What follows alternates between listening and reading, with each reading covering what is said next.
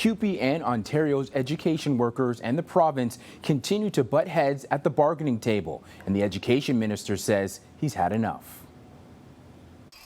After weeks of talks and threats of a looming strike, Education Minister Stephen Lecce released this statement that reads, "Today we asked CUPE to meet us back at the table and presented a more generous offer.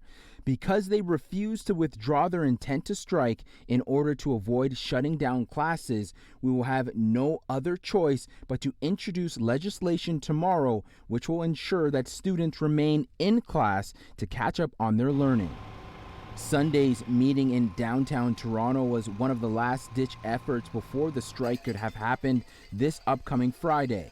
The province has offered a 2% pay hike a year for workers making less than $40,000 and 1.25% for all others. CUPE, however, is looking for annual salary increases of 11.7%, partially due to the rise of inflation.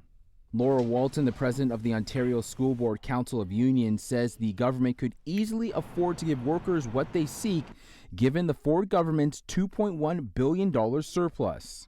With kids being sent home from school because there are not enough staff available and so many education workers relying on food banks, it's sad that we're being told that the pressure of a potential strike is what is needed to make the Ford government take our negotiations seriously.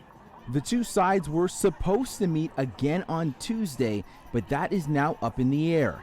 If the strike were to go ahead, some school boards were already prepared, including Halton District School Board, which sent a letter to parents today saying elementary schools would alternate between in-person and remote learning, while secondary schools would continue to offer in-person learning in order to help with staffing.